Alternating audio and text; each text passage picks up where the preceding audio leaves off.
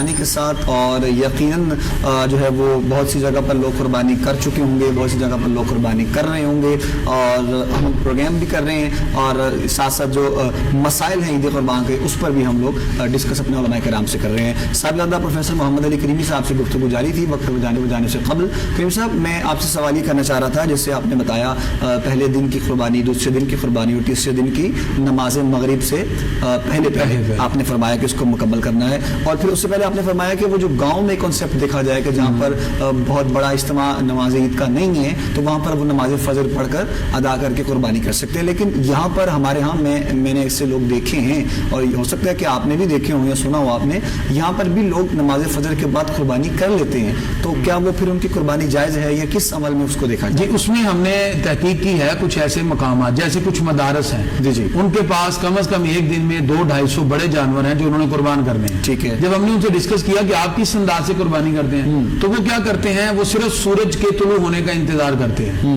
جیسے سورج طلوع ہوتا ہے اگلے 5 منٹ بعد وہ اپنے کچھ افراد کی عید کی نماز پڑھا لیتے ہیں۔ اچھا ٹھیک ہے، جیسے ہمارے ایک جماعت کروا لیتے ہیں۔ جی، ہمارے ہاں جس طرح لاہور کے ٹائم کے لحاظ سے دیکھا جائے تو 5:31 پہ عید والے دن سورج طلوع ہوگا، 5:32 پہ 33 منٹ پہ آپ نے عید پڑھائی، اور 5:36 پہ آپ پہلا جانور قربان کر دیں تو ہو جائے گا۔ بالکل ٹھیک، عید کی نماز تو ہوئی، بہتر تو یہ ہے کہ عید کی نماز اس کے بعد خطبہ سن کے پھر بھی 5-10 منٹ چلنے لگ جائیں، 40 منٹ تک۔ تو ایسے کچھ لوگ ہیں جو شہر کے اندر ایک عید کا انتظار کرتے ہیں، ایک عید ہوتے ہی وہ ساتھ ہی قربانی شروع کر دیتے ہیں۔ جیسے میں نے بتایا 5:35 یا 40 منٹ پہ اگر کسی جگہ عید ہو جاتی ہے تو 5:45 پر وہ جانور قربان کر رہے ہیں 5:45 بجے، تو اس لیے کہ وہ عید پڑی گئی ہے زیادہ قربانی جائز ہو گئی، اس شہر میں جائز ہو گئی، شہر میں ایک بھی عید ہو گئی تو قربانی جائز ہو جاتی ہے۔ اگر تو یہ کنڈیشن ہے، کیونکہ ہم نے بہت جگہ ریسرچ کی تو یہ کنڈیشن ہمارے سامنے ہے، پھر تو ٹھیک ہے۔ اور ایک جگہ ہے وہ کہتے نہیں جی نہیں قربانی ہمیں عید کی ضرورت ہی نہیں، نہ ہمیں عید کا پتہ ہے، بس ٹھیک ہے ہم نے جو ہے قربانی کرنی ہے۔ میرا سوال یہ اس سینس میں تھا، وہ تو پھر ایک گوشت ہے، وہ اس طرح ہے کہ نبی کریم صلی اللہ علیہ وسلم عید الاضحیٰ جب آپ آقا علیہ السلام خطبہ ارشاد فرما رہے تھے، ایک صحابی کھڑے ہوئے، عرض کی پیارے آقا آپ ہمیں قربانی کی باتیں بتا رہے ہیں، میں تو جانور ذبح کر کے گوشت بنا کے گھر دے کے آیا ہوں۔ نبی کریم صلی اللہ علیہ وسلم نے فرمایا کہ یہ عید سے پہلے قربانی نہیں ہوئی۔ عرض کی یا رسول اللہ صلی اللہ علیہ وسلم میرے پاس اور 6 ماہ کا صرف بچہ ہے بکرے کا، اور 6 ماہ کا حالانکہ عمر نہیں ہے، عمر جو ہوتی ہے گائے یا بکرے کی یا اس سے ملنے والے جو جانور ہیں وہ 1 سال ہے، گائے اور اس سے متصل 2 سال، اونٹ کی 5 سال، یہ عمر ہے۔ بالکل ٹھیک۔ نبی کریم صلی اللہ علیہ وسلم نے ان صحابی کو اجازت دی جو اللہ نے ان کو اختیار دیا۔ آقا علیہ السلام فرماتے ہیں تم جا کے 6 ماہ کا بچہ بھی کر لو گے، عید کے بعد اللہ تمہارا وہ بھی قبول کر لے گا۔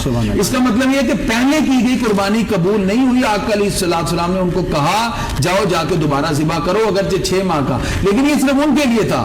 ہم اگر کریں گے تو بکرا یا اس کے جتنے بھی ملنے والے اس کے ساتھ جانور ہیں وہ 1 سال، موجودہ وقت کے حوالے سے مینڈا اور دمبا جو ہوتا ہے وہ اگر سال سے کم بھی ہوگا اور فربا ہو تو پھر وہ کیا جا سکتا ہے۔ جانور بے عیب ہو، اس کے اندر کوئی عیب نظر نہ آئے، وہ خود بھی چل کے قربان گاہ تک جا سکتا ہو، ساری شرائط اگر پوری ہیں تو پھر آپ جانور کو ذبح کریں گے اور اللہ رب العزت کی رضا خوشنودی کے لیے ابراہیم علیہ السلام کی سنت کو زندہ کرنے کے لیے۔ کریم صاحب آپ کی گفتگو میں ایک سوال مجھے نظر آ رہا ہے، یہ بھی ایک لوگوں کا کنسیپٹ ہے، یہ بھی ساتھ ساتھ جو کلیئر ہو جائے۔ آپ نے جو بتایا وہ جو وقت تھا اور جب وہ مالک نے قربانی یقیناً جو ہے وہ قبول کی اپنی بارگاہ میں، وہ وقت کچھ لوگ کہتے ہیں کہ وہ مینڈا تھا جو آیا، کچھ کہتے ہیں کہ دمبا تھا جو آیا، تو یہ تھوڑی سی اگر آپ اس کی وضاحت بھی کر دیں ساتھ ساتھ۔ حضرت ابراہیم علیہ السلام نے جب اپنے بیٹے کو لٹا دیا اور اپنے آنکھوں پہ پٹی باندھ دی اور پھر تو اس کے بارے میں مختلف چونکہ اقوال ہیں، لیکن دمبا کے بارے میں مفسرین نے لکھا ہے کہ جنت سے دمبا آیا اور آپ نے جس وقت آنکھوں کو کھولا تو اس وقت آپ کے بیٹے صحیح سلامت تھے اور وہ جانور ذبح ہو چکا تھا۔ اس لیے بعد اب آپ دمبے پہ فوکس کرتے ہیں، لیکن عربی زبان کے اندر اس کے لفظ استعمال ہوتا ہے ابدان۔ ابدان کے لفظ کو بھیڑ کے اوپر مینڈے پر بھی بولا جاتا ہے، اور یہی عربی کا لفظ جو ہے وہ دمبے پر بھی لوگ بول لیتے ہیں۔ اب چونکہ یہ لفظ کی تخصیص کے اعتبار سے کچھ نہ کچھ پھر آگے اختلافات ہیں، لہذا دمبا یا مینڈا ان دونوں پر اگر ہم فوکس کر کے کہیں، ویسے تو کوئی بھی جانور کریں ظاہری بات ہے سنت ابراہیم ابراہیمی کے مطابق افضل ہے، وہ افضل ہے، تو بہرحال وہ کریں گے. تو اس نیت سے اگر کوئی کرتا ہے تو یقیناً اللہ تعالیٰ اس پر اجر اور ثواب اور زیادہ تھا. بالکل ٹھیک ہے. ڈاکٹر میر آصف صاحب یہ فرمائیے گا کہ عید کی جو نماز ہے اکثر جو ہے وہ کوشش ہوتی ہے کہ قریبی اپنی جو مسجد ہے وہیں پڑھ لی جائے، ادا کر لی جائے. اور بڑی عید پر مطلب آج کے دن عید الاضحیٰ میں اکثر یہ بھی ہوتا ہے کہ جیسے عید کی یہ نماز جلدی کروائی جاتی ہے، مطلب چھوٹی عید کی نسبت، تاکہ لوگوں نے قربانی جو ہے وہ کرنی ہوتی ہے. یہ بھی اکثر سننے میں آیا اور دیکھنے میں بھی آیا ہے. تو قریبی مسجد اگر چھوڑ کر کسی اور مسجد میں جا کر نماز پڑھ لی جائے تو یہ شرعاً جائز ہے، ٹھیک ہے، کوئی مسئلہ تو نہیں ہے، کوئی پریشانی اس میں؟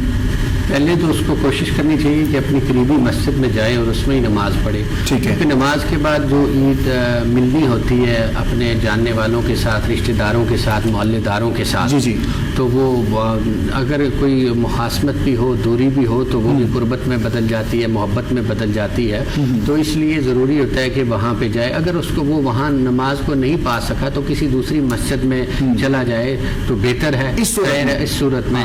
تو ورنہ اگر کوئی یہ کوشش کرے، بعض اوقات ایسے بھی ہمارے یہاں غلط جو روایات ہیں وہ یہ ہے کہ وہ یہ سمجھتے ہیں کہ یہ جو ہمارے قریب مسجد ہے اور چاہے ہمارے رشتہ دار دیگر دوست احباب وہاں پہ نماز پڑھتے ہیں لیکن ہم امام صاحب یا کسی کے وہ نہ جانا چاہے، ان کے پیچھے نہ پڑھنا چاہے، تو اس لیے دوسری مسجد میں وہ چلے جاتے ہیں.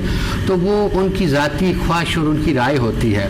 لیکن بہتر یہ ہے کہ وہ اپنی مسجد، اپنی محلے کی مسجد، لیکن وہ ذاتی خواہش اور ذاتی رائے ٹھیک نہیں ہے. ہاں، وہ ذاتی اس کی خواہشات ہیں اس پہ. ہاں، اگر مجبوری ہے یہ کہ اس کی نماز وہاں پہ چھوٹ گئی ہے اور وہ نماز پہلے ہو چکی ہے، اب وہ جس نماز میں، جس مسجد میں اس کو نماز مل رہی ہے وہ جا کے عید کی نماز وہاں پہ ادا کرے.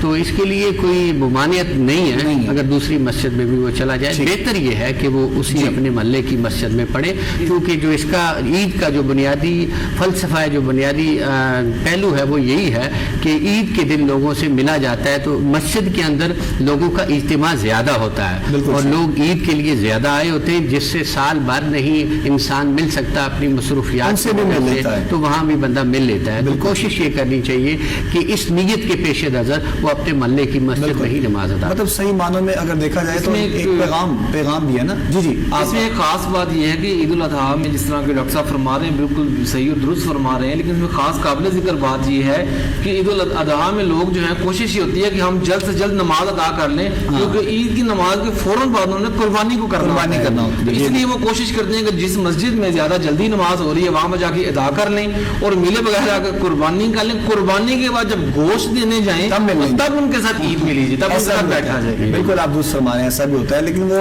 مطلب ایک اور صورت میں لوگوں کے ذہن ہوتا ہے کہ وقت کو جو ہے وہ بچایا. بالکل ایسی ہے. کریم صاحب ایک بہت اہم سوال میں کرنا چاہ رہا ہوں قربانی کے جانور کے اعتبار سے، کیونکہ یہ ایک اہم جو ہم جہاں پر مختلف سوالات ڈسکس کر رہے ہیں ان میں سے بہت اہم سوال ہے قربانی سے قبل اور قربانی کے وقت جو ہے وہ کیا کوئی حقوق ہمیں جانور کے بھی نظر آتے ہیں کہ جانور کے ساتھ کیسے پیش آنا ہے، جانور کی کیسے خدمت کرنی ہے؟ یہ بھی تھوڑی سی آپ ذرا وضاحت کریں. دیکھیے، جانور جب اللہ رب العزت کی رضا کے لیے ہم نے سوچ لیا، نیت کر لی، اب ہمارے اوپر لازم ہے کہ ہم اس کی خدمت کریں. یعنی اس کو چارہ دیں، پانی دیں، اس پر کوئی بوجھ نہ ڈالیں. ایون دن کہ اگر اس کا کوئی ایسا منفعت کا معاملہ ہے، جیسے اس کے اون کو ہم نے اتار دیا تو ہم اپنی ذاتی مصرف میں نہیں اس کو لا سکتے. ٹھیک ہے. اگر کوئی مثال کے طور پہ بکری ہے، اس کا دودھ چو لیا ہے، اس کو صدقہ کرنا پڑے گا.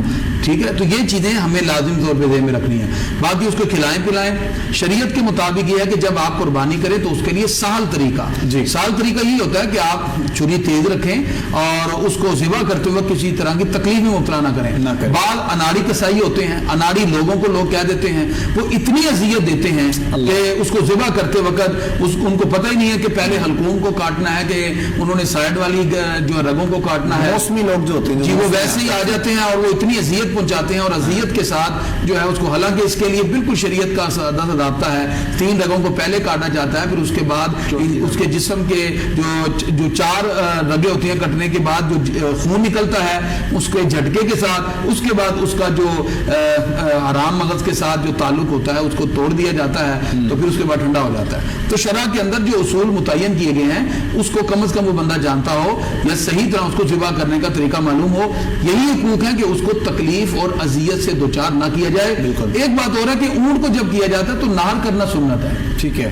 ज़िबा और नार में फर्क है। हाँ। गाय को बकरे को हम ज़िबा करते हैं, चौड़ाई में गर्दन काटते हैं, ठीक है। ऊंट को नार किया जाता है। लोग कहते हैं कि यहाँ उसके सीने में कुछ चीज मारते हैं, वो सीने में नहीं, वो उसकी गर्दन के बिल्कुल ऊपर जो है वो अपने छुरी से किसी तेज चीज के साथ नहर किया जाता है। कुरान में फसल रब्बी का वनहर, यानी वनहर फसल रब्बी का वसबाह नहीं कहा, ज़िबा करें, वनहर। नबी करीम सल्लल्लाहु अलैहि वसल्लम ने जिस वक्त हज फरमाया तो तकरीबन 61 के करीब ऊंट आका अलैहिस्सलाम ने अपने हाथ से नहर फरमाए। तो वो खड़े खड़े या बिठाकर उसको लंबाई में गर्दन को नहर किया जाता है। ये सुन्नत तरीका है। अगर कोई एक्सपर्ट है तो वो उसको सुन्नत के मुताबिक नहर ही करना चाहिए। और अलबत्ता अगर कोई ज़िबा भी करता है तो ये जो मशहूर है कि 3 जगह से गर्दन काटनी है, ये गलत है, ये अजियत पहुंचाने वाली बात है ऊंट के लिए। ऊंट के लिए अच्छा 3 जगह से लोग गर्दन काटते हैं, ये अजियत पहुंचाने वाली बात है, ये दुरुस्त नहीं। एक ही जगह से ही उसको नहर किया जाए, अगर नार नहीं कम से कम उसको एक ही जगह ज़बा किया जाए। एक ही जगह से जब उसकी रग कट जाती है उसको 3 जगह से रगें काटने की क्या जरूरत है? ठीक है। नहीं, वो जो एक कॉन्सेप्ट है, मतलब वही 7 छुरियों का, वो मतलब ये सिर्फ अवामी बातें बनाई है, ऐसी कोई ऐसी बात नहीं है। कॉन्सेप्ट इसका कोई जो है इस्लामी तौर पे इसका कोई कॉन्सेप्ट नहीं है। और फिर इसमें ये भी है, बाद अब आप क्या करते हैं, अभी इधर छुरी चलाई, उधर से उसकी खाल उतार के बकरे या किसी का पहले निकाल के दिल को चीर दिया, अभी उसकी रूह ही नहीं निकली, आप उसको ठंडा होने दें, उसके बाद जाके ऐसा मामला करें। इस तरह की बहुत सी अजियतें लोग पहुंचाते हैं। जानवर की गर्दन को और मनके को मोड़ कर गिरा देते हैं, वो टूट भी जाता है और उसके बाद उसके ऊपर छुरी फेर देते हैं। ये अजियत पहुंचाने वाली बातें हैं। जानवर को मोहब्बत से अल्लाह की रजा के लिए किबला रुख करने के बाद और उसको उसी मोहब्बत के साथ सेवा किया जाए। जानवर के पास होना जरूरी नहीं है, ये भी अक्सर आप पूछते हैं। अगर कोई पास है तो ठीक है, अगर करीब नहीं है, उसने इजाजत दे दी है तो ये इजाजत उसके लिए काफी होती है। अच्छा, जैसे अंदरूने कोई बैरून मुल्क है तो अंदरूने मुल्क में वो अपने किसी रिश्तेदार रिलेटिव को कॉल करते हैं, आप हमारी तरफ से कुर्बानी कर दीजिए, पैसे भेज देते हैं तो काफी है। इसी तरह जो लोग हिस्से मिलाते हैं उसके अंदर भी सिर्फ पैसे दे देना यही वकालत है। बिल्कुल। अगर खास बात ये भी शामिल है कि जो कसाई हैं ये सही अकीदा हो और ट्रेंड कसाई हो, अनट्रेंड कसाई ना हो। अनट्रेंड जो लोग हैं वो कुर्बानी को जाया कर देंगे। बिल्कुल, मौसमी कसाई आ जाते हैं, एक रात पहले जन्म ले लेते हैं, एक रात सुबह उठकर अपने औजार लेकर चाहिए। जो मौसमी कसाई है देखे उनका रोजगार होता है, जी जी, बेरोजगार होते हैं, ये आमदन का के याम होते हैं, उनके लोग भी मजबूर होते हैं, कसाई उनको मिलते नहीं। उनको चाहिए कि किसी से ट्रेनिंग हासिल कर ले, तरीका कार उनका ठीक नहीं है। उन्हें चाहिए कि किसी से बाकायदा सीखे और वो अपने साथ भी ज्यादती करते हैं और जानवर के साथ भी ज्यादती करते हैं। हमारे और साबिका उम्मों में बुनियादी फर्क यही है कि वो नेज़े तलवारें मार के इस तरह जानवर को अजियत दे के ज़बा करते थे और हम इस तरह ज़बा करते हैं ताकि उसको तकलीफ ना हो। फौरी तौर पे जो तरीका कार है उसके मुताबिक हम जानवर को ज़बा करें और जानवर को अजियत देना बिल्कुल इस्लाम में जायज़ नहीं है। तो मुसलमान होते हुए जब वो अपना रोजगार तो कमा रहे होते हैं, लोगों को मुश्किल वक्त में तावन भी कर रहे होते हैं, लेकिन उसके साथ उनके लिए लाजिम है कि वो इस चीज को जाने भी और इस फन को भी जानते हो। कम अज कम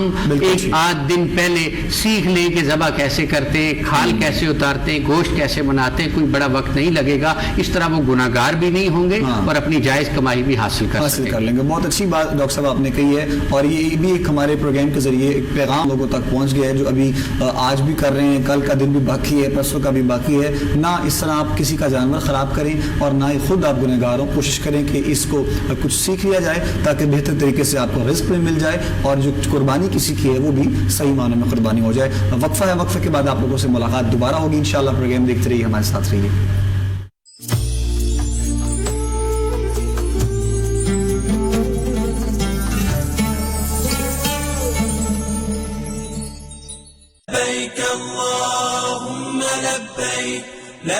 दुनिया भर के मुसलमानों की तरह पाकिस्तान में भी हर साल ईद उल अजहा सुन्नत इब्राहिमी की पैरवी करते हुए मजहबी अकीदत एहतराम के साथ मनाई जाती है। कुर्बानी जज्बा इसार है। कुर्बानी के जानवरों की खालों से कमोबेश 5 अरब रुपए का सरमाया हासिल होता है। आपकी दी हुई एक खाल भी अगर किसी दहशतगर्द तंजीम या फर्द के हाथ में चली गई तो आप जाने अनजाने में उनके माविन बन जाएंगे। अपनी कुर्बानी की खालों को जो मुसद्दका इदारे हैं उनकी विसातत से मुस्तहिक लोगों तक पहुँचाएं। इसे गलत हाथों में पहुँचने से रोकना हमारा कौमी और दीनी फरीजा है। पाकिस्तान को दहशतगर्दी से पाक करें। किसी भी मशकूक सूरत हाल में नेक्टा की हेल्पलाइन 1717 या चौकस ऐप इस्तेमाल करते हुए फौरन रिपोर्ट करें।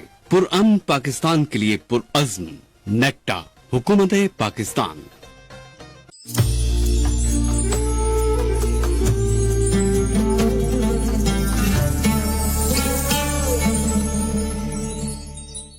खुशामदीद कहेंगे नाज़रीन, आपको एक दफ़ा फिर राह फला आप लोग ईद स्पेशल प्रोग्राम देख रहे हैं अपने मेज़बान नबूवत सुल्तानी के साथ, और गुफ्तगू हमारी जारी है ईद क़ुरबान पर, और मुकम्मल वो सवालात जो आप लोगों के लिए बहुत ज़रूरी हैं और उन पर रहनुमाई हासिल करने के लिए हमारे उलमाए कराम हमारे साथ प्रोग्राम में मौजूद हैं, प्रोग्राम का हिस्सा हैं। करीमी साहब, गुफ्तगू हम कर रहे थे और मतलब जानवर को बहुत मोहब्बत के साथ जानवर के साथ आप पेश आएँ और उसकी जो खिदमत है वो खिदमत करें, और ऐसे कसाईयों से भी आप लोग बचें, ऐसे कसाबों से बचें जो मुख्तलिफ तरीके से आपका जानवर ख़राब कर देते हैं। चलें, ये भी एक पैगाम चला गया है। तो करीम साहब ये बताएं कि सेल्फी भी ले सकते हैं अपने जानवर के साथ तस्वीर का एक ट्रेंड लोगों में आजकल चला हुआ है, ये भी एक मोहब्बत है ना। लोग देखा होगा आपने बहुत से फेसबुक पर, व्हाट्सएप पे अपने अपने जानवरों के साथ लोगों ने तस्वीरें लगाई हुई हैं, तो इसके बारे में क्या कहेंगे? लेकिन ये बात पहले भी डिस्कस हुई, अगर तो रियाकारी और दिखलावे की मोहब्बत के लिए तो फिर तो नहीं। अगर मोहब्बत के लिए जारी बात है, आप अपने जानवर से अपनी मोहब्बत का इजहार किसी भी अंदाज में करें।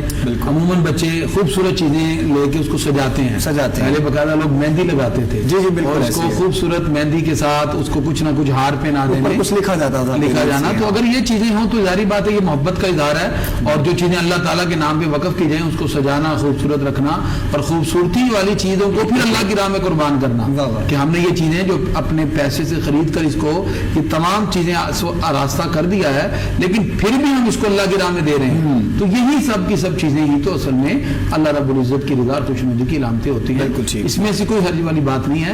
आप कुर्बानी में जितना अच्छा एहतमाम करें, क्योंकि पैसों की बात हुई, वो भी बंदे की हैसियत के मुताबिक है। अल्लाह ताला ने जिसको करोड़ों अरबों रुपया दिया हुआ है बिलफल, अब वो जाके सिर्फ 1 लाख रुपए का जाके जानवर लाके ज़िबा कर रहा है, तो अल्लाह ने जितना दिया उसने अपनी हैसियत के मुताबिक तो कुर्बानी नहीं ना की।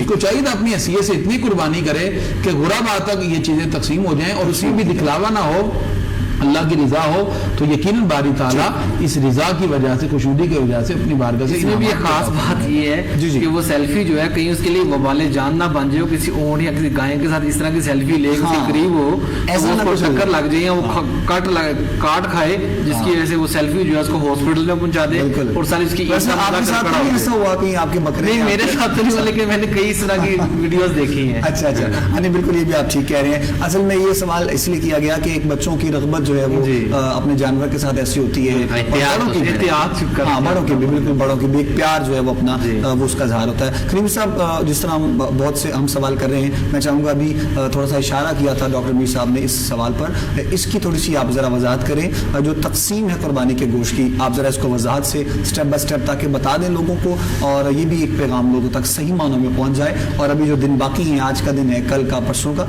लोगों तक, उन मुस्तहिक लोगों तक गोश्त पहुँच जाए जो सही मानों में इसके मुस्तहिक हैं। जी, गोश्त की जहाँ पे तकसीम का ताल्लुक है, इसकी 2 हैसियतें हैं। नाज़रीन ये बात ये नशीन हो जानी चाहिए कि जब हम अकेला बंदा कुर्बानी कर रहा है, जैसे उसने घर में बकरा किया, जी, या उसने एक बड़ा जानवर किया, वो अकेला ही कर रहा है, उसने उसमें हिस्से की नीयत कर ली और कुर्बानी कर ली। और एक ये है दूसरी हैसियत कि एक बंदा मुख्तलिफ लोगों को जमा करके उसके 7 हिस्से डिवाइड करके कुर्बानी करता है। जी, दोनों में गोश्त की तकसीम का तरीका जुदा जुदा है। ये बात सबसे पहले ज़हन-नशीन होनी चाहिए कि जिस वक्त हम कोई बड़ा जानवर मिलकर लेते हैं तो किसी के पैसे 7वें हिस्से से कम नहीं होने चाहिए। अच्छा, अगर कम होंगे तो कुर्बानी नहीं होगी, और उसमें शरीक होने वाले सब की नियत अल्लाह की रिज़ा। अब ये बताइए बहुत अहम सवाल आपने किया, मतलब जवाब इसका दिया है।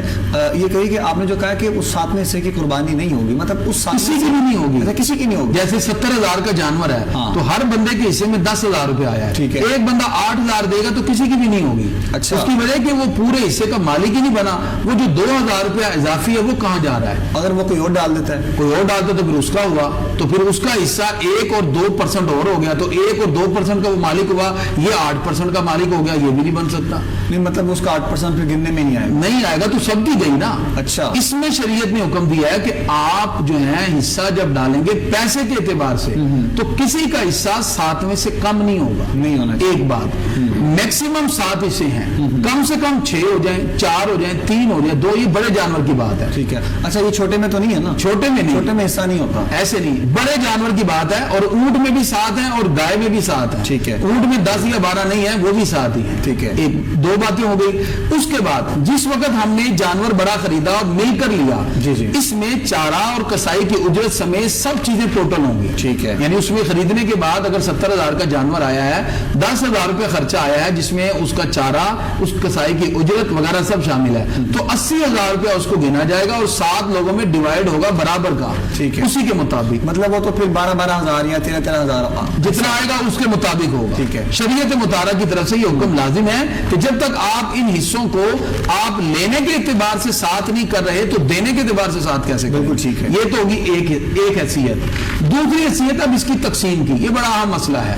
لوگ کیا کرتے ہیں, 7 لوگوں نے 6 لوگوں نے مل کر جانور بڑا لیا, قربانی کرنے کے بعد وہ کہتے ہیں اچھا بھی جس طرح گھروں میں بھائی لے لیتے ہیں یہ سب, وہ کہتے ہیں جی ٹھیک ہے جی یہ اتنا حصہ مجھے دے دو جی, میں نے اپنے سسرال پہنچانا ہے. وہ کہتے ہیں یہ مجھے دے دو, یہ جی میں نے اپنے دوست کے گھر اپنی مرضی سے. یہ بات ناظرین ذہن میں رکھیں, اس انداز میں گوشت کی تقسیم جائز نہیں. ٹھیک ہے. اب آپ کہتے ہیں جی ہم تو آپس میں راضی ہیں, ہم کہتے ہیں کہ آپ راضی ہیں, شریعت راضی نہیں ہے. شریعت اس وقت راضی ہوگی جب آپ اس کو 7 حصوں میں ڈیوائڈ کریں. بالکل ٹھیک. اس کا شرعی طریقہ کیا ہوتا ہے کہ آپ سب سے پہلے جانور کو ذبح کرنے کے بعد, اس کا گوشت کرنے کے بعد اس کو برابر 7 حصوں میں ڈیوائڈ کریں گے, تقسیم کریں, اس کو تول کر کریں گے. جیسے کہ آپ نے تولا تو 2 من گوشت آ گیا, تو آپ اس 2 من گوشت کے 7 حصے بنائیں گے 100%. ٹھیک ہے. پھر اس میں پرابلم آتی ہے پاوے کی. ایک کہتا ہے جی میں نے حصہ بھی لینا, پاوا لینا, تو اب اس کا وزن زیادہ ہو گیا. اچھا. اس کا بھی طریقہ کار شریعت نے یہ بتایا ہے کہ آپ نے کیا کرنا ہے, اس 7 حصوں میں 4 پاوے آپ نے جس حصے میں رکھنے ہیں اتنا گوشت اس وزن کا نکال کر الگ رکھ دینا ہے. جب 4 ڈیریوں میں 4 حصوں میں پاوے رکھے جائیں گے, پھر جو حصہ بچ گیا پھر اس کے 7 حصے کر کے 7 میں ڈیوائڈ کر دیے جائیں گے. بالکل. اب ایک بھی ذرہ کسی کو زیادہ نہیں مل رہا, سب کو 7 کے ساتھ برابر تقسیم ہو گئے. اب کہا جائے بھی دیکھیں جی آپ نے پاوے والا لینا ہے یا بغیر اس کے لینا ہے, تو جس نے جو لینا ہے وہ 4 حصے والا وہ کہتا ہے جی میں نے یہ 4 لینے ہیں, وہ 4 لے گیا. وہ کہتا ہے جی میں نے یہ 3 لینے ہیں, جی آپ 3 لے جائیں. اس طرح مکمل طور پر شریعت تقسیم بھی ہوتی ہے, کسی کو زیادہ نہیں ملتا. اب جب الگ الگ تقسیم ہو گئی, ایک بندے کے حصے میں جو ایک حصہ آ گیا وہ اس حصے کے پھر 3 حصے کرے گا. ٹھیک ہے. ایک اپنے لیے, ایک غریبوں کے لیے, ایک رشتہ داروں کے لیے. اسی طرح جس نے بکرا کیا یا دمبا کیا یا چترا کیا وہ بھی ایسے ہی گوشت لے گا, اس کے 3 حصے کرے گا, ایک اپنے لیے, یہ غریبوں کے لیے, ایک رشتہ داروں کے لیے. غریبوں کے لیے ویسے ہماری نظر میں تو نظر نہیں آتا کہ کوئی حصہ نکالتا ہے, خاص طور پر بہرحال لیے نکل جاتا ہے, رشتہ داروں نکالنا چاہیے نا. دیکھیں ہمارے عموماً محلوں میں کچھ غریب لوگ ہوتے ہیں جنہوں نے نہیں کیا ہوتا. بالکل. رشتہ داروں کو تو ہم دے دیتے ہیں, وہ تو دینا ہی ہوتا, وہ نہیں دیں گے تو باتیں کریں گے. اصل میں بات یہ کہ صاحب میں آپ کی بات کو مزید آگے بڑھاؤں, یہ وقت کی ضرورت ہے, یہ میں سمجھتا ہوں. سوال جس قدر مہنگائی بڑھ گئی ہے اور لوگ ایسے لوگ بھی ہوتے ہیں جو دیکھنے میں آتا ہے کہ وہ سارا سال اس گوشت کو کھاتے نہیں ہیں, مطلب وہ بکرا نہیں کھاتے ہیں, وہ مٹن نہیں کھاتے ہیں, تو لوگوں نے یہ بھی کنسیپٹ بنا لیا ہے کہ چلیں یار پورا سال تو ہم نے کھانا نہیں ہے تو ہم خود ہی کھا لیتے ہیں اس کو, عید قریب آ رہی ہے تو سارا گوشت ہم خود ہی فریز کر لیتے ہیں, خود ہی کھا لیتے ہیں, یہی ٹھیک ہے. اس کی صورت یہ ہے کہ اگر عیال زیادہ ہوں, یعنی کہ بندے کے گھر والے زیادہ ہیں, وہ خود ہے, اس کی پوری فیملی ہے, بڑی فیملی ہے, جی, ایسی صورت میں تو اگر وہ سمجھتا ہے کہ مجھے اپنی پوری فیملی میں ہی یہ مکمل ہو جائے گا تو وہ سارا بھی رکھ سکتا ہے. لیکن بہتر یہ ہے کہ چونکہ اس کا مقصد ہی یہی ہوتا ہے کہ آپ دوسروں کو بھی دیں, تو بہتر یہ ہے کہ 3 حصے کریں. 3 حصے کرنے کے بعد ان کو الگ الگ ڈیوائڈ کر کے, پہلا اپنا ہے جی اپنا, پھر آپ غریبوں کو, پھر آپ رشتہ داروں, ایک حصہ آپ اپنا رکھ لیں اور آپ اپنا کہیں. اگر عیال زیادہ ہیں, گھر میں فیملی بڑی ہے, تو دوسری کنڈیشن بھی اپنائی جا سکتی ہے. جی ٹھیک ہے. اس میں یہ بھی بات ہے, دیکھیں جس طرح قربانی جو ہے وہ اللہ کی رضا کے لیے ہے, اور اللہ تعالیٰ کسی کو کھلانے سے خوش ہوتا ہے, یعنی کسی بندے کو کھلایا جائے, کسی بھوکے کو کھلایا جائے, کسی ضرورت مند کو, کسی فقیر کو, یا کسی سفید پوش کو جو قربانی نہیں کر رہا, اور ہمیں معلوم ہو گیا ہے, اگر ہم اسے جا کر دیتے ہیں تو یقیناً اللہ تعالیٰ اگر اس کی رضا کے لیے دینا تو اللہ تعالیٰ خوش ہوگا, کیونکہ قربانی کا سارا طریقہ کار جو ہے وہ اللہ کی رضا کے. بالکل ایسے. تو یہ ضرور جو ہے قربانی کو جو ہے دوسروں کو دینا چاہیے, گوشت ان کو پہنچانا چاہیے. بالکل ٹھیک ہے. ڈاکٹر میر آصف صاحب, ایک بہت اہم سوال میں آپ سے کرنا چاہ رہا ہوں, اور اس اعتبار سے بھی یقیناً اب اس کا بھی ایک عمل دیکھنے میں آتا ہے. ماضی میں قربانی کی کھالیں کچھ شدت پسند تنظیمیں ہیں ان تک پہنچتی رہیں, اور یہ بھی ایک اس کا حصہ ہے جو قربانی کی کھالوں میں ہمیں نظر آتا ہے. جس کا دل چاہتا ہے وہ اس کو کھال دے دیتا ہے. تو قربانی کی کھالوں کے حوالے سے کیا کنسیپٹ دیکھتے ہیں آپ؟ اس کا کون حقدار آپ کس کو سمجھتے ہیں صحیح معنوں میں یہ حقدار ہے؟ کس کو دینی چاہیے, کہاں نہیں دینی چاہیے؟ اس کی تھوڑی سی وضاحت کریں آپ ذرا. جی بالکل, اس سلسلے میں ہماری جو عوام ہے اس کے اوپر بڑی بھاری ذمہ داری عائد ہوتی ہے کہ آج سے پہلے یہ جو کچھ ہوا ہم لوگوں نے اس میں جانچ پرکھ نہیں کی, ہم نے غور فکر نہیں کیا کہ ہم کن لوگوں کو قربانی کی کھالیں دیتے ہیں, کن لوگوں کو ہم تعاون کر رہے ہیں, اور وہ لوگ دین کے نام پہ, مذہب کے نام پہ, اسلام کے نام پہ ہم سے قربانی کی کھالیں لیتے رہے ہیں. اور لے کے پھر وہی لوگ ہمارے ملک میں بدامنی پیدا کرتے رہے, ہمارے ملک میں قتل و غارت گری کرتے رہے, ہمارے ملک میں بے گناہ اور معصوم لوگوں کو کس طرح بے دردی کے ساتھ انہوں نے قتل کیا. اور بالآخر ہماری پاک فوج نے, ہماری لا انفورسمنٹ ایجنسیز نے ملک کے اندر ایک ایسا آپریشن کیا کہ ان لوگوں کے یہ جو سپلائی لائن تھی ان کو کاٹا, اور وہ جو دہشت گرد تھے, انتہا پسند تھے, ان لوگوں کو پھانسی پہ چڑھایا. تو ایک ایسا وقت عام پہنچا ہے کہ اب وہ جو دہشت گردی اور انتہا پسندی تھی کم ہو چکی ہے. بالکل ایسی اب ہم نے اس کو آگے مینٹین رکھنا ہے, ہم نے اس فکر کو آگے فروغ دینا ہے.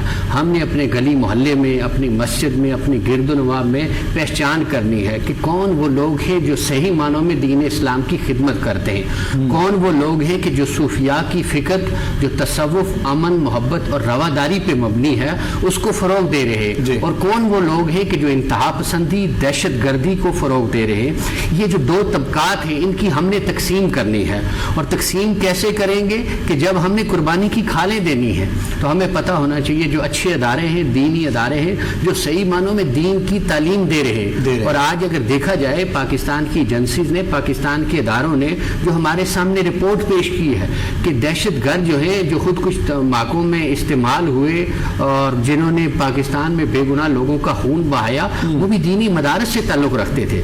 تو کہیں ہم بولے بٹکے ان مدارس کے اندر نہ چلے جائیں, اپنی کھال اور اپنا تعاون ان اداروں کو نہ دے دیں کہ جو اپنے اداروں کے اندر دہشت گردوں کو پروموٹ کر رہے ہیں, دہشت گردی کی فکر کو پروموٹ کر رہے ہیں, اور وہ دہشت گردی کی نرسریاں ہیں. تو ہم نے یہ غور کرنا ہے, ہم نے ان کو پوائنٹ آؤٹ کرنا ہے. اور اگر آج ہماری ایک کھال وہاں پہ چلی گئی, گویا ہم نے ان کی سپلائی لائن کو بحال کر دیا اور ہم نے ان کو مالی تعاون کر دیا. تو ہم نے غور کرنا ہے, اور یہ نہیں دیکھنا کہ وہ بھی مدرسہ ہے, یہ بھی مدرسہ ہے, وہ بھی مسجد ہے, یہ بھی مسجد ہے. تو ہم نے اس میں تفریق پیدا کرنی ہے. ہم نے پہلے تفریق نہیں پیدا کی تھی, تو ہم نے دیکھا مذہب کے نام پہ انہوں نے لوگوں کے گلے کاٹے, علماء کے گلے کاٹے, مشائخ کے گلے کاٹے, ہمارے سکول کے بچوں کے گلے کاٹے, ہمارے علماء کے گلے کاٹے, ہمارے دینی اور امن اور محبت کو پھیلانے والے مشائخ کو قتل کر کے ان کی لاشوں کو درختوں کے ساتھ لٹکایا گیا. تو اب ہم نے ان لوگوں کو کوئی کسی قسم کا تعاون نہیں کرنا, ان کو سپورٹ نہیں کرنی. جو اہل سنت کے دینی ادارے ہیں, محبت, امن, رواداری اور تصوف کی فکر کے حامل ادارے ہیں, آپ کے گرد چاہے دور ہو, وہاں جائیں, اپنی جا کے قربانی کی کھال دیں, اور پھر اپنے رشتہ داروں میں جو غریب ہیں, جو مستحق ہیں قربانی کے کھال کے, آپ ان کو دیں. سب سے پہلے تو آپ کے رشتہ دار ہیں, اس کے بعد آپ کے دینی مدارس. جس طرح آپ نے کہا کہ مطلب اگر کوئی دور ہے تو دور جا کر بھی دیں, مطلب قربانی کے اس فریضے میں اس کو بھی فرض سمجھیں آپ. ہاں جی, کہ آپ جتنے قدم چل کے جائیں گے آپ نیکی کے کام میں تعاون کریں گے. وہ جو ادارہ جو علماء کو پیدا کر رہا ہے, جو فروغ اور احیاء دین کے اندر اپنی خدمات سر انجام دے رہا ہے اور پوری دنیا پہ ایک علمی تحقیقی لٹریچر کو پہنچا رہا ہے, ایسے اداروں کو ڈھونڈیں, ایسے اداروں کے پاس جائیں, ایسے اداروں کے ساتھ تعاون کریں جن کی دین اسلام کے لیے بین الاقوامی خدمات ہیں, اور وہ خدمات امن اور محبت اور رواداری پہ مبنی ہیں. کہیں وہ انتہا پسندی, دہشت گردی, نفاق اور قتل و غارت گری پہ مبنی نہیں ہے. اس چیز کی ضرور آپ نے تفریق کرنی ہے, اور یہ آپ نے اپنے سامنے رکھنا ہے یہ پہلو کہ کہیں آپ اس گناہ میں شریک تو نہیں ہو. آپ کچھ کہنا چاہیں؟ بعض احباب قربانی کی کھال کو کسائی کو بطور اجرت دے دیتے ہیں, یہ جائز نہیں ہے. ٹھیک ہے, یہ بات ذہن میں رکھیں. یعنی کہ بعض احباب کیا کرتے ہیں کہ وہ کسائی کو کہتے ہیں جی ٹھیک ہے بکرا ذبح کرتے ہیں, اجرت کے طور پہ ہم آپ کو کھال دے دیں گے. بطور اجرت نہیں دے سکتے, آپ اجرت اس کو الگ دیں گے سیوا کرنے کی. بطور صدقہ اگر وہ واقعی غریب ہے تو آپ اس کو کھال دے سکتے ہیں, لیکن صدقے کے طور پہ دیں گے, اجرت کے طور پر نہیں دیں گے. بالکل. کیونکہ صاحب جو آپ نے یہ سوال کیا صدقے کے طور پر دیں گے, اجرت کے طور پر نہیں دیں گے, اب بہت سے لوگ ایسے بنا سوچے سمجھے اگر قربانی کی کھال دے دیتے ہیں, مطلب ان کو نہیں علم ہے کہ ان کی کھال کہاں جا رہی ہے کہاں نہیں جا رہی, تو ان کی قربانی میں کچھ فرق نہیں. قربانی تو یقیناً ہو جائے گی. اب یہ کھال کا ایک الگ صدقہ ہے, قربانی ایک الگ حیثیت میں ہے, کھال کا الگ صدقہ ہے.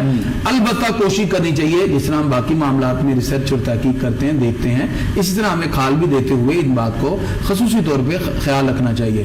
میرے خیال سے عموماً محلے میں یا رشتہ داروں میں کوئی بندہ غریب ضرور ہوتا ہے جس کو صدقہ لگ جاتا ہے, تو آپ یا کھال دے دیں, اور کھال دیتے ہوئے عموماً اگر محسوس ہوتا ہے تو بندہ کسی کو بیچ دے, یعنی کسائی اگر لینا چاہتا ہے اسی کو بیچ دے. ٹھیک ہے, آپ بیچ کر وہ 500 1000 2000 4 جو ملا آپ کو, وہ جا کے آپ کسی غریب کے ہاتھ پہ رکھ دے کہ یہ جی آپ کو ہم بطور تحفہ یا عیدی کچھ بھی لفظ کہہ دیں, بطور صدقہ بھی دے دیں گے, وہ غریب ہے, تو آپ کا یہ بھی اجر اور ثواب اللہ کی بارگاہ میں یقیناً قبولیت کے درجے میں پہنچے. بالکل ٹھیک ہے, خوبصورت بات. اس حوالے سے یہ جو اہم چیزیں ہم ڈسکس کر رہے ہیں اور جو ہم ابھی کی ہیں باقی, یہ تمام دیکھنے اور سننے والوں کے لیے خاص طور پر بہت ضروری ہیں, اور قربانی کی کھالوں کے اعتبار سے اور گوشت کے حوالے سے یہ ساری چیزیں ہوتی ہیں. کریم صاحب, خریداری کا ایک عمل ہے قربانی کا, مطلب قربانی کی خریداری کی جاتی ہے, تو اس کا بھی وقت, مطلب جیسے آپ نے کہا کہ مغرب کی نماز تیسرا دن ہے, اس سے پہلے قربانی کرنی ہے, تو وہ بندہ تیسرے دن جا کر بھی قربانی خرید سکتا ہے, اپنی مطلب جانور لے سکتا ہے. جی, خریداری کا چونکہ وقت مقرر نہیں ہے, قربانی کا وقت ہے. اگر آپ مثال کے طور پہ تیسرے دن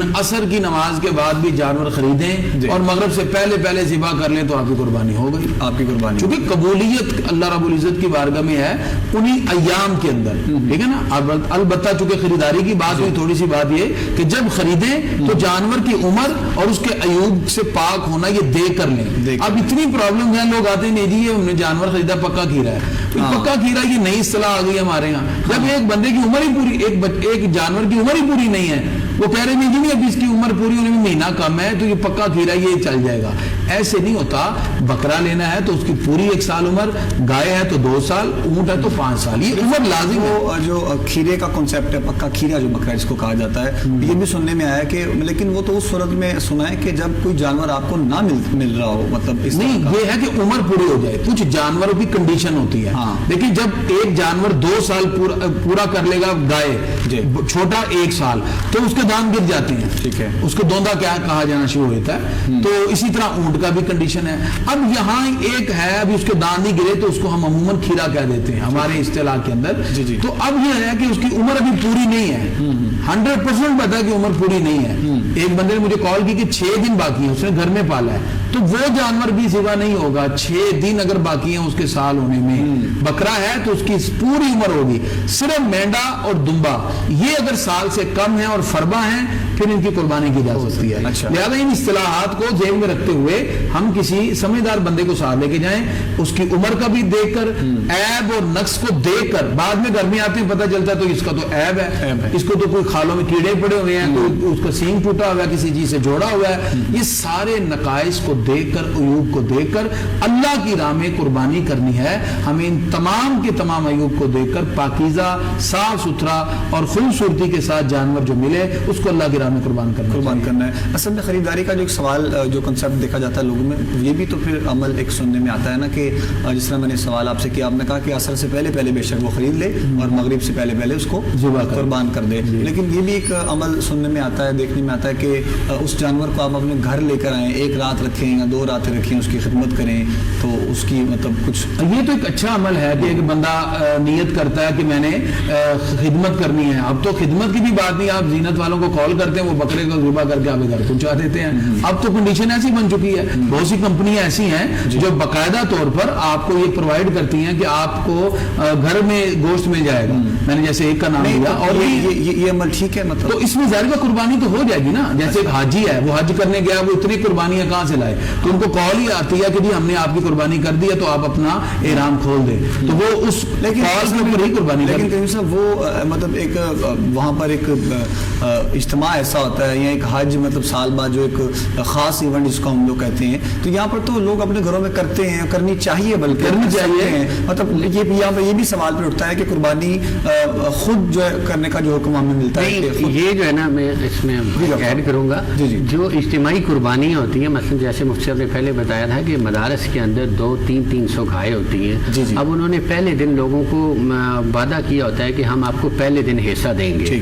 مثلا اگر 300 گائے ہیں اور پہلے دن ہم نے ان میں سے 200 لوگوں کو حصہ دینا ہے, اور لوگوں کی خواہش ہوتی ہے جو حصہ ڈالتا ہے, مثلا ہمارے پاس میں نہاج القرآن میں ہم 1000 گائے کرتے ہیں, تو 1000 میں سے 700 کی ڈیمانڈ یہ ہے کہ ہمیں پہلے دن حصہ دیا جائے. پھر ہم نے اس کے لیے سلاٹر ہاؤس سے رابطہ کیا ہے. ہم ذبح کرنے والی ایک ٹیم ہوتی ہے, وہ ذبح کرتی ہے, باقی سلاٹر ہاؤس میں آگے اس کا گوشت بنتا رہتا ہے. تو وہ گوشت ہمیں ایک دن 2-3-4 گھنٹوں میں سینکڑوں گائے ہمیں بنا کے وہ دے دیتے ہیں. تو ورنہ پہلے 3 دن میں بھی ممکن نہیں ہوتا تھا اتنی بڑی ٹیم لگانے کے باوجود کہ ہم اتنی زیادہ قربانی کر سکیں. اور اب بھی یہی صورتحال ہے. اس وقت ہم نے 3 سلاٹر ہاؤس کو ہائر کیا ہوا ہے اور وہ ہماری گائے کی قربانی کو کر رہے ہیں. باقی چھوٹے جو جانور ہیں ان کے لیے ابھی تک ہمیں کوئی اس طرح کے سلاٹر ہاؤس نہیں ملے کہ وہ بھی ہم ان کو ہائر کر سکیں. تو بڑے اداروں کے لیے مجبوری ہوتی ہے. باقی جو چھوٹی اپنے گھروں میں کسی نے کرنے 1 جانور 2 جانور یا چھوٹا بڑا جانور, اس کے لیے تو اس کی ضرورت نہیں پڑتی ہے. ان کے لیے بہتر بھی یہ کہ وہ اپنے گھر میں کریں, خود کریں, وہ اس کو قربانی کو مکمل کریں. اچھا, یہ بھی تھوڑی سی کریم صاحب وضاحت کر دیں, مطلب یہ جو مختلف بینرز ہمیں نظر آتے ہیں یا پوسٹرز نظر آتے ہیں قربانی کی کھالوں کے, جو لوگ مانگتے ہیں قربانی کی کھال, مطلب اس عوض میں مانگتے ہیں صرف کہ وہ کھالیں اکٹھی کر اس کے پیسے اکٹھے ہوتے ہیں تو بس وہ کھا پی جاتے ہیں, یا اس کا مطلب اس کا استعمال اس طریقے سے کرتے ہیں. کچھ ایسی دیکھیں تنظیمیں, کالا دم تنظیموں کی تو بات ہو گئی, وہ ایک الگ چیز, علاقائی طور پہ بھی لوگ کر لیتے ہیں. بالکل. تو ہمیں اس میں تھوڑا سا دیکھنا چاہیے. اگر کچھ لوگ ویسے ہی علاقے کے اندر پیسے اکٹھے کر لیتے ہیں, وہ کہتے ہیں جی ہم بعد میں کوئی ایسا سسٹم بنائیں گے جو کہ کسی اعتبار سے کھال کا مصرف نہیں ہے. جیسے جی کرکٹ کلب ہم نے بلا لینا, جی ہمیں لائٹ لگا لینی ہے, ہم نے ہر سیٹرڈے کو میچ کھیلا کرنا ہے, اس سے تو نہیں نا آپ وہ کھال سے یہ سب کچھ کریں گے. قربانی کی کھال ہے بھی, یہ سے غریبوں کا حق ہوتا ہے. تو اگر ایسی کوئی کنڈیشن اپناتے ہیں یا ایسے نوجوان صرف بینر لگا کے ایموشنلی آپ کو کچھ نعرے لکھ کے اس پہ اور علاقے کی بہتری کے لیے کوئی ایسی بات کرتے ہیں, تو کبھی بھی آپ ایسے نوجوانوں کو کبھی کھال نہ دیں, بلکہ آپ جانچ پڑتال کے دیں. کوشش یہ کریں, میں نے عرض کیا, اگر آپ کے رشتہ داروں میں قریبی کوئی غریب ہے ان کو دیں, یا دینی مدارس جو دین کا کام کر رہے ہیں آپ خود سمجھتے ہیں آپ ان کو کھال پہنچائیں, نہیں تو بیچ کر وہ پیسے فنڈ کی صورت میں وہاں جمع کرائیں. یہ بہترین مصرف ہوتا ہے. اور ساتھ ساتھ یہ بات بھی میں وضاحت کے ساتھ عرض کرتا جاؤں, جہاں ابھی بات ہوئی تھی اجتماعی قربانی اور اکیلے قربانی کے حوالے سے, گھروں کے اندر چونکہ ایسا مسئلہ اکثر بن جاتا ہے, لیکن گھروں میں قربانی کرنے کا فائدہ کیا ہے؟ نبی کریم صلی اللہ علیہ وسلم جب قربانی فرماتے تو سرکار اپنی پیاری بیٹی حضرت فاطمہ سے کہتے بیٹا اور ادھر کھڑے ہو جاؤ. سیدہ کائنات حضرت فاطمہ الزہرا رضی اللہ تعالیٰ عنہ کھڑی ہوتی تو آقا علیہ الصلوۃ والسلام ان کے سامنے 2 مینڈے ذبح فرماتے, ایک اپنے لیے, ایک سرکار اپنی پوری امت کے لیے. یہ عمل در حقیقت ہم اپنے گھروں میں اگر ماحول بنائیں گے آج اپنی اولادوں کے سامنے, پھر گھروں کے اندر جس طرح عموماً ہوتا ہے کہ کلیجی پہلے نکال کے پکائی جاتی ہے, پھر سب بیٹھ کے دعا کرتے ہیں, دعا کر کے حضرت ابراہیم علیہ السلام, اسماعیل علیہ السلام اپنے گھر والوں کو شریک کرتے ہیں, پھر اس کے بعد اس کو کھلایا جاتا ہے. یہ ایک ایسا خوبصورت طریقہ ہے, آج آپ کی اولاد آپ کو کرتے ہوئے دیکھے گی, کل یہی عمل جاری رہے گا تو آپ کو بھی دعاؤں میں یاد رکھا جائے. بالکل ایسے. تو یہ گھروں میں ایک آدم ایسا ماحول ہونا چاہیے. اگر آپ باہر بھی کسی جگہ کر رہے ہیں, جیسے بڑی اچھی بات کی مفتی صاحب نے, تو گھر میں کم از کم ایک جانور چھوٹا آپ گھر میں ضرور کریں, تاکہ گھر میں بھی روایت رہے, ہم سنت ابراہیمی اور اس کے ساتھ ساتھ اپنے جو ہمارے کلچر کا طریقہ کار ہے, ہماری تہذیب ہے, ہمارا اسلامک آئیڈینٹی کے سے ایک الگ تشخص ہے, تو وہ تشخص بھی ہمارا برقرار رہے. گھروں کا ماحول اس حوالے سے ہوتا ہے کہ جی آج گھر میں قربانی ہو رہی ہے, اللہ تعالیٰ خون بہانے کی برکت سے بہت سی تکلیفیں بھی دور کر دیتا ہے, پریشانیاں بھی دور ہوتی ہیں, اس لیے میں گھروں کے اندر بھی ایسا ماحول بنا کر خود قربانی کی کوشش کرنی چاہیے. بالکل. اللہ کریم صاحب یہ بھی وضاحت فرمائیے گا کہ جو باہر کے ممالک ہیں جہاں پر کچھ جگہ ایسی ہیں جہاں پر قربانی ہوتی ہے, سب میں تو نہیں ہوتی ممالک میں, ظاہر سی بات ہے, تو وہ لوگ لوگ جو باہر رہنے والے ہیں وہ اگر وہیں پر اپنے پیسے جمع کروا دیتے ہیں اور بس مطلب قربانی پھر ان کی ہو جاتی ہے. اداری بات ہے. دیکھیے اس میں دو صورتیں ہیں. بعض مقام پر چونکہ وہ گوشت کو اور ان چیزوں کو لے جانا ممنوع سمجھتے ہیں, جی تو وہ پیسے جمع کرواتے ہیں اور وہ ذبح ہو جاتا ہے, تو بھی ٹھیک ہے. دوسری صورت ان کے لیے ہے کہ وہ اپنے جو رشتہ دار پاکستان یا اسلامی ممالک میں ہیں ان کو کال کر دیں کہ جی آپ یہ پیسے ہم بھجوا رہے ہیں, آپ اس کی قربانی ہمارے نام کی کر دیں, گوشت آپ ہی کھا لیں. تو اب وہ کیا ہوگا, وہ رشتہ داری, وہ جو صلہ رحمی کا تعلق بھی قائم رہے گا اور اس کے ساتھ ساتھ ان کا جانور بھی ایک مسلمان کے سائز یقیناً ذبح کرے گا, پھر مسلمانوں میں آسانی سے وہ تقسیم بھی ہو جائے گا, کسی قسم کی کباط نہیں ہوگی. البتہ اگر کسی ایسے ممالک میں ایسی کنڈیشن ہے کہ وہاں پابندی ہے, وہاں آپ ایسے کھلے عام جانور ذبح نہیں کر سکتے اور اس طرح کی بہت سی کنڈیشن لگی ہوتی ہیں, تو پھر اس صورت میں آپ کسی بھی کمپنی کو جا کے آپ پیسے جمع کروا دیں اور اگر وہ آپ کو گوشت بھجوا دیں تو بھی ٹھیک ہے, نہیں بھجواتے آپ کے نام کی قربانی وہ کر دیں, آپ کو تسلی ہو تو آپ کی قربانی ہو جائے. بالکل ٹھیک ہے. اس میں یہ بھی بات میں اضافہ کرتا جاؤں گا کہ اس میں انہوں نے بڑی بہترین بات فرمائی کہ باہر کے ممالک میں خاص مسئلہ ہے وہ جھٹکے کے طور پر استعمال کرتے ہیں, جانور کو جو ہے وہ ذبح کر دیتے ہیں. اور دوسرا جو ہے مشین کے ساتھ, آج کل یہ جدید ٹیکنالوجی آ چکی ہے یورپ میں اور امریکہ میں, تو اس صورت میں بہتر حال یہی ہے کہ اسلامی ممالک میں جو ہیں جن کے عزیز و اقربا ہیں ان کو پیسے دے دیے جائیں, ان کو قربانی کا جانور کا کہا دیا جائے کہ ان کی طرف سے قربانی کر دی جائے, کیونکہ جھٹکے کی صورت میں قربانی نہیں ہوتی ہے. ٹھیک ہے. وہ تو پھر ایک جیسے ڈاکٹر صاحب آپ نے میر صاحب آپ بتا رہے تھے کہ ہمارا ادارہ ظاہر سی بات ہے بہت بڑا ادارہ ہے اور بہت زیادہ قربانی کی جاتی ہے اجتماعی. جی اس میں ان کی بات کو آگے بڑھاؤں گا. جیسے ہمارے ہاں پہلے یہ تھا کہ ہر سال جو پاکستانی فارن میں ہیں, امریکہ, یورپین ممالک اور کینیڈا اور دیگر ممالک میں, وہ تقریباً 5 سے 10 ہزار کے قریب ہمیں گائے پاکستان اس کے پیسے یہاں بھیجتے تھے. اب یو کے میں ہم نے ایک آفس بنایا ہے, وہ یہ کرتا ہے کہ بنگلہ دیش میں, صومالیہ میں اور ایسے ممالک جو ہیں جہاں پہ مسلمان اس وقت غربت کی حالت میں ہے یا جنگ کی حالت میں ہے, ان کو تقریباً اس سال جو 3000 گائے وہاں پہ جا رہی ہے. اور پاکستان میں وہاں جو پاکستانی لوگ ہیں جنہوں نے فنڈنگ کی ہے اس کے پاکستان میں قربانی کے لیے, اس وقت آج تک 8500 جو پاکستان سے باہر پاکستانی مقیم ہیں وہ ہمیں دے چکے ہیں, اپنے حصے بک کروا چکے ہیں. اب ان میں سے ہم نے اس طرح تقسیم کیا کہ بنگلہ دیش میں, صومالیہ میں جو یو کے سے براہ راست جا رہے ہیں, اور وہاں باقاعدہ سلاٹر ہاؤس ہیں, ان کے ساتھ 1 ماہ پہلے ہمارا ایگریمنٹ ہوا تھا, وہ ہم نے وہ کیا. لیکن جو پاکستان میں آ رہی ہے اس کا طریقہ کار ہم نے یہ بنایا ہوتا ہے کہ بلوچستان پسماندہ علاقہ ہے, آزاد کشمیر ہے, جنوبی پنجاب کے علاقے ہیں, ان کو ہم 100 200 500 کا ایک کوٹا دے دیتے ہیں, ان کو رقم منتقل کر دیتے ہیں. پہلے وہ لوگ وہاں ہی جانور خریدتے ہیں. اب لاہور میں ایک جانور اگر 50,000 کا ہے تو جنوبی پنجاب کے پسماندہ علاقوں میں وہ 30,000 کا ان کو مل جاتا ہے.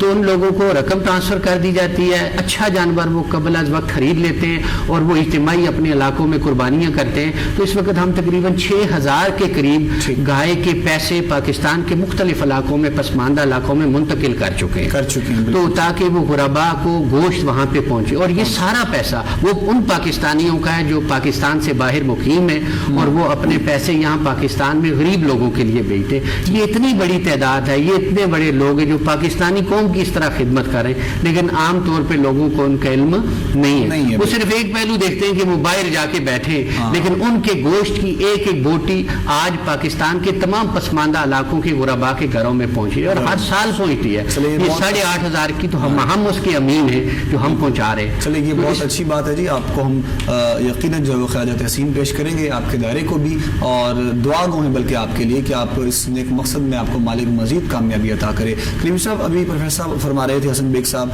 کہ وہ مطلب وہ جھٹکے سے اور مشین سے اس طرح قربانی نہیں ہوتی ہے. تو غالباً یہ سنا ہے کہ مطلب گوشت چونکہ یہاں بھی بنتا ہے, جس طرح آپ نے مختلف کمپنیز کا ذکر کیا کہ وہاں پر گوشت بنتا ہے, تو وہاں پر مشین سے گوشت بنتا ہے, لیکن وہ جو ذبح ہے وہی ذبح کر دیا جاتا ہے. باقی سلاٹر ہاؤس میں پورا جانور وہ کاٹ کے فوراً 1-2 منٹ میں کاٹ دیتے ہیں. جیسے ڈائی بنی ہوتی ہے نا کسی چیز کو بنانے والی, اس طرح وہ ڈائی فکس ہوتی ہے جانور کی گوشت کاٹنے میں, تو وہ اس میں فوری طور پہ کٹ کے باہر آ جاتا ہے. اچھا, گوشت گوشت کٹنے کا وہ مراحل جو بتا رہے ہیں وہ ایک الگ چیز ہے، لیکن ذبح کرنے کا ایک شرعی طریقہ ہے، شریعت مطابق یہ واضح کر دیں کہ سلاٹر ہاؤس کے اندر ذبح اسی طریقے کے مطابق کیا جاتا ہے جو عام گھروں میں کیا جاتا ہے. جس وہاں جو وقت بچ جاتا ہے، جو کسائی ہوتے ہیں وہ صرف ذبح کرنے پہ لگے ہوتے ہیں، باقی ان کا اور کوئی کام نہیں ہوتا، باقی مشینوں پہ گوشت بنتا ہے. باہر یو کے اندر یہ نظام تھا کہ جھٹکے کے ساتھ، جیسے علامہ صاحب کہہ رہے ہیں کہ وہ گوشت بنتا ہے. پاکستانی مسلمانوں نے ان لوگوں کو کہا، یورپ کی کچھ ریاستوں کے اندر ان کو کہا تھا کہ مسلمان کچھ لوگوں نے ایسے سلاٹر ہاؤس وہاں بنائے، لیکن بہت کم ہے، تو لوگوں کو وہاں تشفی نہیں ہوتی، جس وجہ سے وہ پاکستان بھیجتے ہیں. تو پاکستان میں وہ اطمینان کے ساتھ اپنی قربانی کرواتے ہیں. یہ بالکل جائز اور احسن جو طریقہ ہے وہی یہاں پہ. جی بالکل. دیکھیں نا، اگر شریعت مطالعہ کے جو ضوابط ہیں اس کے مطابق اگر ذبح شرعی ہو تو شریعت مطالعہ نے جس طرح رگوں کو ترتیب سے کاٹنے کا حکم دیا، پھر بسم اللہ اللہ اکبر، اللہ تعالیٰ کا حکم ہے کلوا مما لا تاکلوا مما لم یذکر اسم اللہ علیہ، جس پہ اللہ کا نام نہ لیا جائے اس کو نہ کھاؤ. اس کا مطلب کہ بسم اللہ اللہ اکبر کہنا یہ لازم ہوتا ہے جس وقت کوئی بھی ذبح کرے. اسی طرح اگر کوئی اہل کتاب ہے ان کے ذبیحہ کے بارے میں حکم شرعی موجود ہے. لیکن اگر کوئی صرف مشین کے اندر ایک ریکارڈنگ کر لیتے ہیں یا کوئی ایسی کنڈیشن بھی بنا لیتے ہیں اور پھر وہ اسی کے ساتھ گزرتے ہوئے ایک ہی بار کے ساتھ گردن کو بالکل تن سے جدا کر دیں، تو اس طرح جو ہے وہ شریعت نے بے رحمی سے جانور کو مارنے کی اجازت نہیں دی ہے. اس طرح ذبح شرعی نہیں ہے. ٹھیک ہے، ذبح شرعی کا ایک طریقہ کار ہے. اس کے مطابق اگر کوئی ذبح کرتا ہے بعد میں گوشت بنانے کی کوئی بھی کنڈیشن ہو، وہ ڈائی میں ہو، جس طرح بھی، اس میں کوئی حرج نہیں ہے. البتہ گوشت کو بنانے کے مراحل میں جس طرح بھی آپ کریں ٹھیک ہے، شریعت کے مطابق ذبح کرنا ضروری ہے جو شرعی احکام شریعت نے ذکر کرنا. جی ٹھیک ہے، بہت شکریہ. وقفہ ہم یہاں پر لے لیں، وقفے کے بعد انشاءاللہ ملاقات آپ لوگوں سے دوبارہ کریں گے. پروگرام دیکھتے رہیے، ہمارے ساتھ رہیے گا آپ لوگ.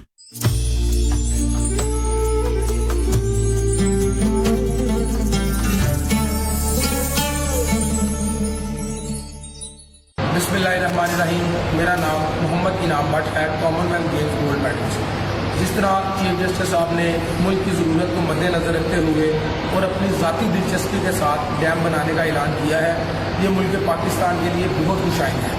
میں اور ہماری پوری سپورٹس سوسائٹی آپ کے شانہ بشانہ ہے. ڈیم اس وقت پاکستان کی سب سے بڑی ضرورت ہے. ڈیم بناؤ، پاکستان بچاؤ.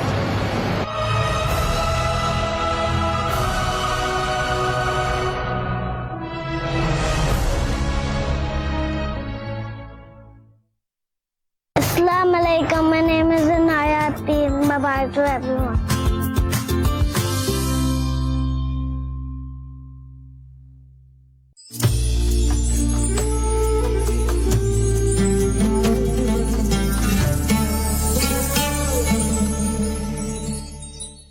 ویلکم بیک ناظرین. پروگرام راہ فلاح عید اسپیشل آپ لوگ دیکھ رہے ہیں اپنے میزبان ابو بکر سلطانی کے ساتھ، اور بس پروگرام کے آخری ہمارے لمحات ہیں. بہت مکمل تفصیل کے ساتھ ہمارے علماء کرام نے آج کے دن کے حوالے سے، عید قربان کے حوالے سے، عید الاضحیٰ کے حوالے سے اور بالخصوص قربانی کے حوالے سے جو مسائل تھے وہ ڈسکس کیے، اور امید کرتے ہیں کہ آپ لوگوں تک ہماری یہ گفتگو جو پہنچی ہے آپ نے پسند بھی کیا ہوگا انشاءاللہ، اور اس پر عمل بھی ہوگا، تاکہ جو ہمارے بیٹھنے کا مقصد ہے صحیح معنوں میں وہ جو ہے مکمل ہو سکے. پروفیسر حسن بیگ صاحب، میں آپ کی طرف آنا چاہوں گا اور میں چاہوں گا کہ آپ اپنی گفتگو میں پیغام بھی دے دیں، اور بالخصوص آج کی گفتگو کے حوالے سے بھی اور عید قربان کے حوالے سے بھی. میری طرف سے آخر میں تمام عالم اسلام کو بہت بہت عید مبارک. اب تک لوگ جو ہیں اپنی قربانیاں کر رہے ہوں گے، عید کی نماز پڑھ چکے ہوں گے، تو اپنی عید کی قربانی میں اپنے عزیز و اقربا بالخصوص غربا کو ضرور یاد رکھیں، اور جو آپ کے دروازے پر مانگنے آئے اللہ کے نام کے اوپر صدا دے تو اللہ کی رضا کے لیے اس کو کچھ نہ کچھ ضرور دیں. اس کو خالی ہاتھ مت لٹائیں، کیونکہ وہ اللہ کا سمجھ لیں کہ وہ اللہ کا مہمان بن کر آپ کی طرف آیا ہے، وہ آپ کے دروازے کو کھٹکھٹا رہا ہے، تو اس کو نامراد یا اس کو ڈانٹیں یا اس کو کسی قسم کی سرزنش نہ کریں. اگر آپ کی قربانی میں گوشت بننے میں کچھ کسی قسم کا تھوڑی سی تاخیر ہے تو اس کو انتظار کروا دیں یا کچھ دیر کا ٹائم دے دیں کہ اس دیر کے بعد وہ آ جائے، لیکن اس کا حصہ ضرور رکھیں اپنے لیے. اپنے عزیز و اقربا اور غربا کا ضرور اس میں جو ہے خیال رکھیں. میری طرف سے بہت خوبصورت بات آپ نے کی ہے ناظرین محترم. یقیناً اس چیز کو بہت دیکھا جاتا ہے کہ جو بیچارے غریب لوگ یا ایسے لوگ جو آپ کے دروازے کے باہر کھڑے ہوتے ہیں اس انتظار میں کہ آپ نے کب ان کو گوشت دینا ہے, کب آپ کا گوشت بنے, تو خدا را وہی لوگ صحیح معنوں میں حقدار ہوتے ہیں. تو آپ کوشش کیا کریں کہ اس طرح نہ کیا کریں جہاں پر اتنا کچھ ہوتا ہے, مطلب جس طرح ابھی تفصیل سے بات ہوئی کہ تقسیم جب آپ کر لیں گوشت کا تو جو ان کی تقسیم جو آپ نے نکالی ہوتی ہے انہی میں سے آپ نے دینا ہے, تو کوشش کیا کریں کہ ان کو بھی وقت پر جو ہے وہ آپ ان کی چیز پہنچ جائے. ڈاکٹر میر آصف اکبر صاحب آپ کی طرف آئیں گے, آپ کیا کہیں گے آخر میں اس حوالے سے؟ جی بالکل, میں پاکستان اور بیرون پاکستان جو مسلمان اس وقت عید منا رہے ہیں سب کو مبارکباد پیش کرتا ہوں عید کی. اور آپ جو خاموش مستحق ہے اس کو ضرور اس کا حصہ پہنچائیں. ایک تو وہ ہے کہ جو آپ کے دروازے پہ آ کے مانگتا ہے, جو آپ سے مانگنے کے لیے اپنی زبان سے کچھ کلمات کہتا ہے. ایک وہ ہے جو خاموش ہے, جو وزاداری میں عزت میں خاموشی سے بیٹھا ہے کہ لیکن اس کے پاس کچھ بھی نہیں ہے, اس تک ضرور پہنچائیں. وہ آپ کا محلے دار ہو, وہ آپ کا رشتہ دار ہو, وہ آپ کا دوست ہو, یا کسی بھی طرح کا آپ کا اس سے تعلق ہو یا نہ ہو, آپ اس تک ضرور اپنے گوشت کا حصہ پہنچائیں. اصل حقدار وہ ہے. اگر آپ نے اس خاموش مستحق تک اپنا حصہ پہنچا دیا تو سمجھ لیں کہ آپ نے بہت بڑا اجر و ثواب کما لیا ہے. بالکل خوبصورت بات آپ نے کہی ہے. صاحبزادہ پروفیسر ڈاکٹر محمد علی کریمی صاحب آپ کی جناب آؤں گا, اور آپ ہماری آج کی مکمل گفتگو کے حوالے سے اور کیا پیغام دیں گے ناظرین و سامعین کے لیے, اور اس کے ساتھ عید قرباں کے حوالے سے بھی خاص طور پر آج کے دن کے حوالے سے کیا کہیں گے؟ در حقیقت عید الاضحیٰ یہ وہ خوبصورت دن ہے جس میں اللہ تبارک و تعالیٰ کے حکم کے مطابق ہم قربانی کر کے اس بات کا عزم صمیم کرتے ہیں کہ ہم نے اللہ رب العزت کے حکم کی تابعداری کی, اپنے مال پیسے کو وقت نہ دی, بلکہ رب قدوس کے احکام کو ہم نے سب سے زیادہ ترجیح دیتے ہوئے خوبصورت خریدا ہوا جانور اللہ کی راہ میں قربان کر دیا. بالکل اہل اسلام کو میری طرف سے بہت بہت عید مبارک ہو. یاد رکھیں ہم عید منائیں, ہم اپنے مال کو پاک کرتے ہیں زکوٰۃ دے کر, صدقات دے کر, اللہ کی راہ میں قربانی دے کر. جہاں مال پاک ہو وہاں ہم نے گلی محلوں کو بھی پاک رکھنا ہے. صفائی نصف ایمان ہے. کوشش کریں عید مناتے ہوئے اپنے گرد و نواح کو, ماحول کو صاف اور پاک رکھیں, اس لیے کہ ہم جہاں قربانی کریں گے وہاں ہم نے کوشش کرنی ہے کہ کسی قسم کا کوئی ماحول آلودہ نہ ہو. اکثر اب آپ عید کے دنوں میں کچھ ایسے معمولات اپناتے ہیں جس کی وجہ سے آپ کے ہمسائے کو تکلیف ہوتی ہے, جس کی وجہ سے آپ کے قریب سے گزرنے والے گلی محلے میں لوگ کسی نہ کسی تعفن میں مبتلا ہو جاتے ہیں. یہ عمل بھی درست نہیں, اس لیے کہ جہاں ہم حقوق اللہ کی پاسداری کر رہے ہیں وہاں ہمیں حقوق العباد کو بھی ملحوظ خاطر رکھنا ہے, اور حقوق العباد میں کسی کو تکلیف دینا یہ درست نہیں. راستے کو اس کا حق دیا جائے, اللہ رب العزت کے احکام کی فرما برداری کی جائے. مومن کا یہی شعار ہوتا ہے. باری تعالی ہم سب کی قربانیاں قبول فرمائے, اور رب قدوس اس قربانی کے جو بنیادی فوائد اور ثمرات ہیں اپنی زندگی کو رضا الہی کے مطابق گزارنے کا جذبہ اللہ تعالی ہم سب کو اس جذبے سے سرشار فرمائے. الہی آمین. بہت خوبصورت بات آپ نے یہاں پر کہی ہے, اور میں آپ ہی کی بات کو مزید اگر آگے بڑھاؤں, جہاں پر آپ نے صفائی کی بات کی, بہت اچھی بات ہے اور ضرورت بھی ہے. میں یہ سمجھتا ہوں اس وقت ہمارے ملک میں بالخصوص آپ جہاں پر قربانی کریں اور ان ساری چیزوں کا خاص طور پر جو ہے وہ اہتمام بھی کریں اور خیال بھی آپ لوگ خاص طور پر رکھیں. اور یقیناً بہت سے مزے مزے کے پکوان ہر گھر میں بنیں گے اور ہر گھر میں بن رہے ہوں گے, آغاز ہو چکا ہوگا, لیکن یہ بھی ایک خوشیوں کو بانٹنے کا موقع ہم لوگوں کو مالک کائنات کی جانب سے ملتا ہے کہ فیملیز بیٹھتی ہیں آپس میں, بچے بیٹھتے ہیں, نوجوان بیٹھتے ہیں, اور جو ہم کھاتے ہیں, جو ہم پیتے ہیں آپس میں بیٹھ کر, یہ بھی ایک اتفاق میں جو برکت ہوتی ہے اس کا ایک ذریعہ خاص طور پر ہم لوگوں کو نظر آتا ہے. تو یقیناً آپ لوگ اس محبت کے ساتھ, اس عقیدت کے ساتھ آج کے دن کو, اس عید الاضحیٰ کو منائیں, اپنے ان پیاروں کو یاد رکھیں, خوشیاں بانٹیے, محبت کیجیے, پیار کیجیے, بھائی چارہ اور امن اس کو قائم کیجیے, اور جو صحیح معنوں میں حقدار ہے قربانی کے گوشت کا اس تک گوشت بھی پہنچائیں. اور اس عید قربان کے ساتھ ساتھ جو ایک آپ لوگوں کی اور ہم لوگوں کی بھی بالخصوص جو ایک انا کی قربانی ہے وہ بھی ہم لوگوں کو انا کی قربانی دینی ہے تاکہ ہم صحیح معنوں میں وہ بن سکیں جو اللہ اور اس کے رسول کے نزدیک جو ہے وہ پسندیدہ شخص ہوتا ہے. اس دعا کے ساتھ، اس امید کے ساتھ، اس یقین کے ساتھ آخر میں اپنے تمام مہمانوں کا شکریہ ادا کرنا چاہوں گا. سرجدہ پروفیسر ڈاکٹر محمد علی کریمی صاحب، محترم جناب ڈاکٹر میر آصف اکبر صاحب، پروفیسر حسن بیگ مجددی صاحب، آپ سب کا بہت شکریہ. آپ آج کے دن ہمارے ساتھ رہے. آپ نے عید الاضحیٰ میں لوگوں کی رہنمائی بھی کی اور جو سوالات تھے ہم نے وہ بھی اپنے علماء کے سامنے رکھے اور آپ لوگوں کو جوابات بھی یقیناً ملے ہیں. ایک دفعہ پھر ہماری پوری ٹیم کی جانب سے کوہ نور نیوز کی طرف سے تمام دیکھنے اور سننے والوں کو عید الاضحیٰ کی ڈھیروں مبارکباد پیش کرتے ہیں. ہم اپنے خاص آپ لوگ جو ہے وہ دعا میں یاد رکھیے گا. زندگی رہی تو انشاءاللہ آپ لوگوں سے ملاقات ہماری ہوتی رہے گی. بہت سا خیال رکھیے گا. السلام علیکم ورحمۃ اللہ وبرکاتہ. رحمان ملک صاحب، آپ کو میری جانب سے اور کوہ نور نیوز کی جانب سے آپ کو بہت سی خوشیاں. عید کی مبارک. اچھا، سب سے پہلے عید مبارک کس کو بولتے ہیں؟